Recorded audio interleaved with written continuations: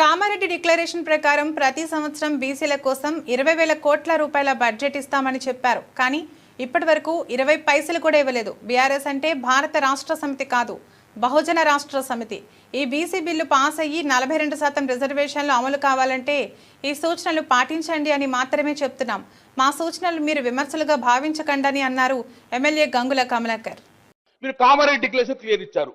దీనికి ఎక్కడ ఆమోదం అవసరం లేదు, బిల్లు అవసరం లేదు, గవర్నర్ పంపడం అవసరం లేదు, రాష్ట్రపతి పంపడం అవసరం లేదు. అధ్యక్ష, మీరు క్లియర్ గా మీ చేతుల పైన ఒక్కసారి గౌరవ ముఖ్యమంత్రి ఇట్లా ట్రిక్ అయితే అయిపోతుంది. ఏం చెప్పారు అధ్యక్ష?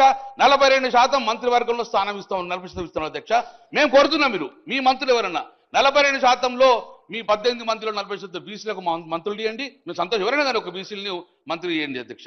తర్వాత అధ్యక్ష, మీరే మాట్లాడారు ప్రతి సంవత్సరం కూడా మేము 20,000 కోట్లు మీ బీసీలకు బడ్జెట్ పెడతామని అధ్యక్ష. 20,000 × 5 లక్ష కోట్లు బడ్జెట్ మా బీసీలకు వస్తుందని చెప్పి అధ్యక్ష.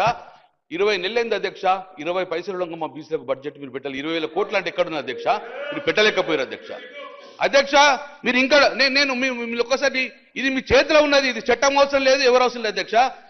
మీరేం చేసిన అధ్యక్ష ఎంబీసీ కులాలకు ప్రత్యేక ఎంబీసీ మంత్రిత్వ శాఖ పెడుతుంది అధ్యక్ష. మేము డిమాండ్ చేస్తున్నాం, మీ చేతిలో ఉన్నది ఎంబీసీ మంత్రిత్వ ఇవ్వని చెప్తున్నాం అధ్యక్ష.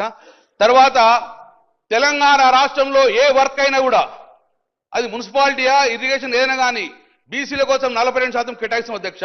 ఇంతవరకు తెలంగాణ ప్రభుత్వము ఎన్ని కోట్ల వర్కులు ఇచ్చిండ్రు, అలా బీసీలకు ఎన్ని వర్కులు ఇచ్చిన శ్వేతపత్రాలు ఇచ్చారు. అది మీ చేతిలో పని అధ్యక్ష. 42% ఇస్తే మీరు 1,00,000 కోట్లు ఇస్తే 42 కోట్లు ఎవరో మా బీసీ బిడ్డ వర్క్ చేస్తున్నటువంటి అది మీరు ఎంతవరకు ఇచ్చిండ్రో ఏమని చెప్తారు అధ్యక్ష. తర్వాత అధ్యక్ష, ఎప్పుడు అధ్యక్ష మీరున్న కార్పొరేషన్ చైర్మన్లలో కూడా 42% మా బీసీలకి మేము డిమాండ్ చేస్తున్నాం అధ్యక్ష. మీరు ఇచ్చిందే, మేము కాదు ఇచ్చింది. కామారెడ్డి డిక్లరేషన్ చేయడం వల్ల బీసీల ఓట్లు గంపగుత్తగా మీరు ఓట్లు వేసుకుని ఈరోజు మీరు ప్రభుత్వం ఏర్పాటు చేస్తున్నారు అధ్యక్ష.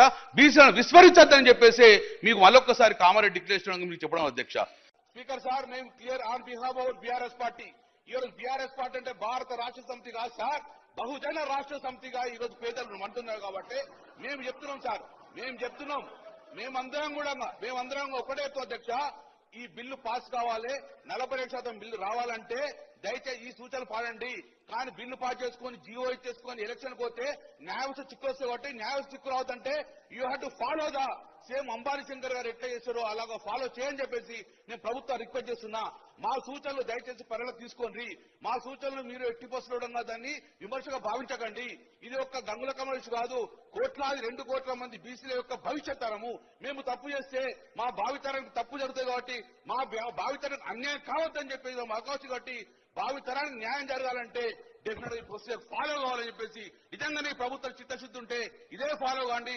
కానీ డెఫినెట్ గా జీవో ఇచ్చిన తర్వాత మేమేం చేయము, న్యాయవస్థ చిక్కు వచ్చిందని మాత్రము డెఫినెట్ గా కాంగ్రెస్ పార్టీ మూల్యం చెల్లించక తప్పదని చెప్పడం చెప్తాం.